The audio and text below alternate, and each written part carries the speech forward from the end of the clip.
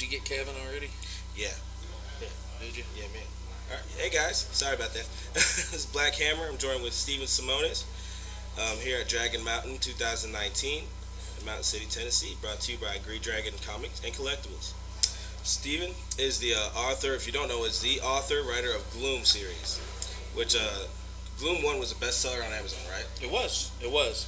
Um, it was kind of cool. I told you yesterday, Yeah. and I woke up one morning and had this email and was like, man, somebody's screwing with me. Somebody, Yeah. because you see it and it's like, you're number one. I'm like, okay, Amazon, you're number one, Yeah. And it kind of makes you think, And I clicked on it and opened it and was like, it says your book Gloom is number one in, comic and whatever category it was.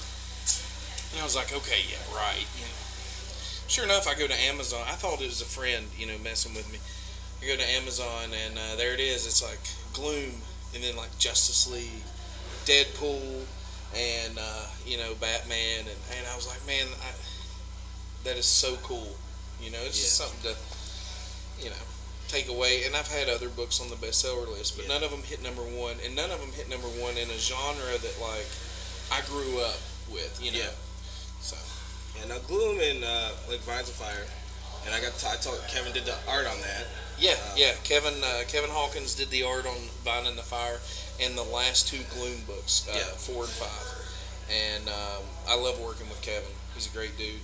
Every show I do, we are either sitting beside one another or close. That's what's up.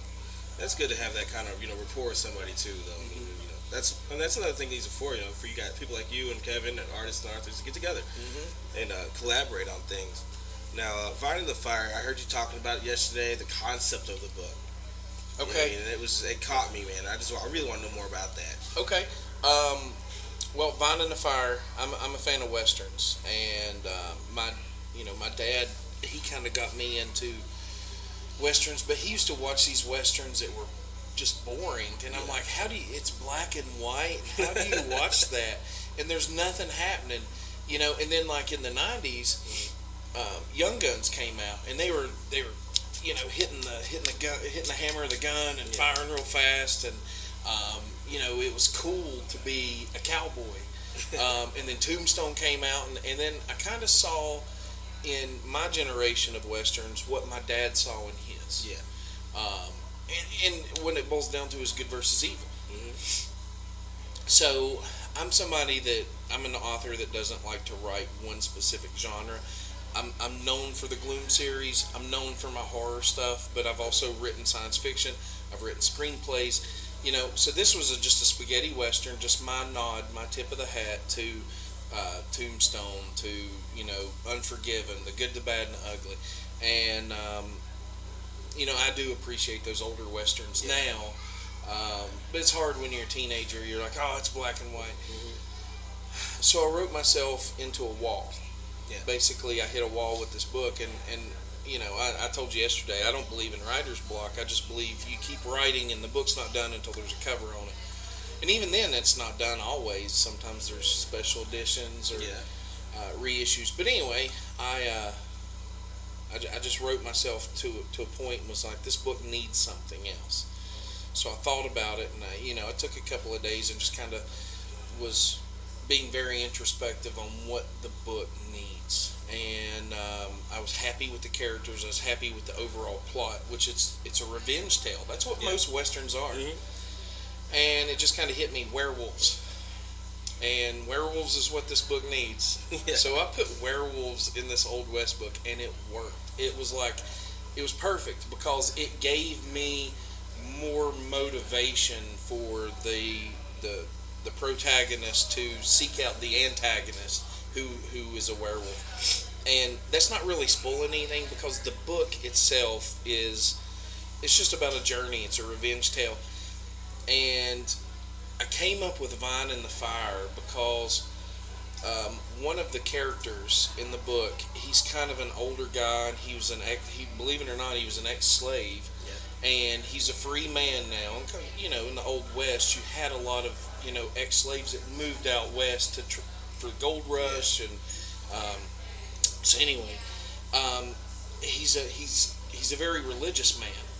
And and he tells the main character, whose name is Cole, he says, Cole, your anger and your revenge and your hatred for this man and what he's done to you and your family is a poison. It's eating you alive.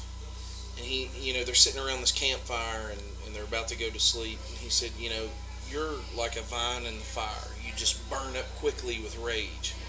And as I was typing that, man, it was just so emotional, and I felt so connected to that character that I knew that the book wasn't just about the main character and his journey. It's about the journey of the secondary characters and where they're at the end of the book and what they learn from the main character's tale. And when I finished writing that scene, I was just like, I was so emotional and just so wrapped up in it. And I said, Vine in the Fire, that's what this book needs to be called. That's what this book, and I had several kind of titles I was playing with, but when I wrote that scene, Vine in the Fire was the name of the book. I mean, at that moment I knew. Yeah. So he tells him, he says, Cole, you need to be an oak in the storm, instead of the vine in the fire. Yeah.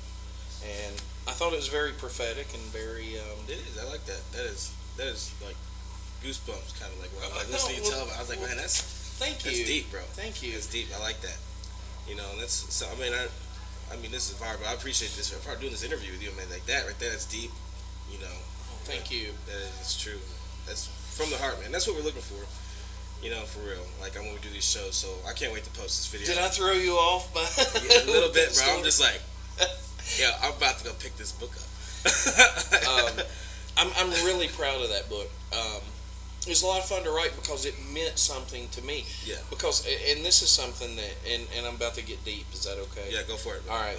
I'm about that life. guys, as men, we're not vocal about our feelings. Yeah. We build stuff. We hold stuff inside and we build it up, and we lash out in anger, in frustration, and all these different emotions that men push out. Yeah. And it's usually once we've had enough. And as men, we have to be able to control these emotions. And usually as we get older, we're a little bit more relaxed and wise to our own self. Yeah. Not always, but sometimes, with age comes knowing oneself. Yeah. And when I was writing this book, I dedicated the book to my dad, who turned me on to the Western genre. And it was kind of like my dad, like through that character I was talking about, when he was saying, Cole, you can't be a vine in the fire, that was things that my dad used to tell me. Yeah. And that character is a combination of many characters, but when you meet him, he's older and he's wise and he's trying to counsel the main character. And something horrific happens in the opening chapter of the book. I'm not going to spoil it for you all, but it sets the whole thing in motion. But the main character is very quiet and reserved, and by the end of the tale, he's been on this journey, but so is the reader. And I wanted the reader to kind of read these things and these metaphors to their own life and dealing with their own emotions, because the more angry this guy gets, he wants to put a bullet in the head of the villain. Yeah. From the moment he walks, into the book until the end. And I wanted it to be less about good versus evil, and more about the struggle within oneself. So, and those are lessons that my dad imparted on me, and it just felt right to do that in a Western book growing up, and so ultimately that's my love letter to my dad, is that book. And he doesn't read books really. Yeah. And he read it, and he's like, that's one of the best books I've ever read. So that made me feel, when I heard that book, to me that book is a lot more personal than than gloom or so when people tell me they like Vine in the Fire, they like the concept. Yes, it's werewolves, it's cowboys, and but there's more to it than that. Yeah. So that's kind of like, I've never told that publicly, but that's I can't kind wait of for people to watch that though and be like, wow, this is yeah. Because I definitely am. I'm gonna pick up that book today. So Now, before I keep getting you, before I end up knowing the whole story, let's jump on Gloom.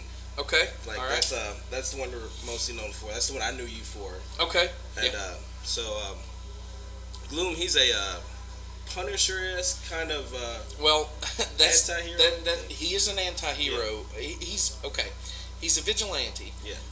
He grows up in Detroit and we all know, living in America now, Detroit is one of the most poverty-stricken, bankrupt, crime-ridden cities in the country. It's, there's this meme that's going around social media, and it's like you see this kind of like deserted town, and it's like, this is Detroit, and it's deserted in some areas. In some areas, I mean, it's sad because there's so much good that came out of Detroit. That you had Motown, you had the car industry, the Motor City, even Kiss, Detroit Rock City.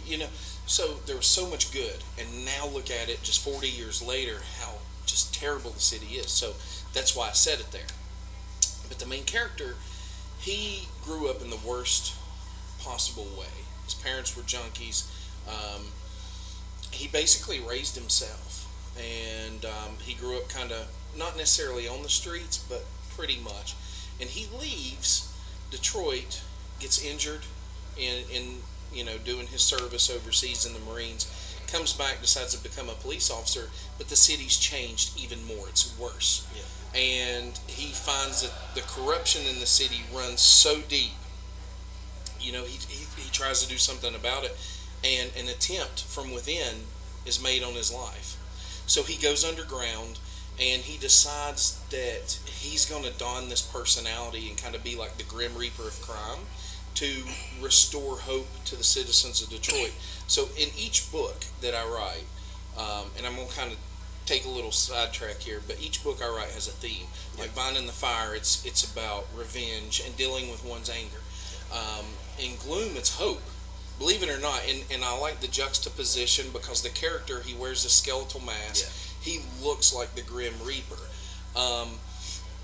But he does this to offer hope. He does that to instill fear in criminals and kind of set this fable-like tale of it's kind of like they kind of have touched on it in other superhero movies that a hero becomes so powerful it's almost like an urban legend. Yeah. And that's what he is building throughout this, is this urban legend to reduce crime, because he could be anywhere. One of the cool things is he drives a 1967 GTO. It's flat black, so it does not reflect light. He flies through the city at night, and he just he's got these glasses that kind of have a heads-up display, and it's built into this like skull mask, and it's just, to me, it's a cool concept. But he's less like the Punisher and more like Robin Hood. Right. There's a scene. A friend of mine, and if he watches this, he'll know his son had brain cancer. Yeah. And they went through an ordeal, and it was before I knew them, but they're close friends of us now. And just hearing their story, I was like, I need to add a little something in one of these books. So in one of the Gloom books, he takes all this money, this duffel bags full of money, from this drug score, and just walks into this cancer unit in this hospital and drops the bags for these parents that are sitting in there waiting on their children. They're just in the waiting room, and he's like, this is for you all, and he turns and leaves. And just there's little moments throughout the Gloom series where he takes money to fund his operation from the bad guys. Yeah. To limit, he takes their own money and turns it against them. Yeah. But then there's moments where he does stuff like that. Yeah. And to me, he's a broken man, because of the way he grew up, and he doesn't want other people to grow up that way. So when he makes mistakes, like he kills somebody, and he stands there in the shower, and I just have the scene where he's just taking the shower and the heat's hitting him, and he's just kind of like drifting back into his memories, and he's like, man, I killed a man. And he's like, there's no coming back from that. So he tries not to kill people, but sometimes it's for the greater good. So he's very conflicted, and he's a hero that's very torn in his mission. It's almost like he wears this burden and puts his body on the line, kind of almost suicidal, like Yeah. to to offer people hope. And it's kind of a different superhero story, but it's one I feel like has a lot of heart. Yeah, well, it doesn't sound like any superhero story I've looked into or art right now. So, I mean, I love originality. Yeah. And, I mean, and novel wise, I don't read a lot of novels. Hmm. But, like I said, I do plan on picking up Finding the Fire because I really I gotta check it out. I got to. Now I definitely have to do it. And Gloom is, I've read comic books my whole life, and I'm just now starting to get into reading novels, graphic novels, and so Gloom is right up there. It's going on the shelf. I'm telling my age. I'm a product of the 70s and 80s, and when I grew up, it wasn't popular to like Star Wars or comic books, but that was what I gravitated towards. That was my escape.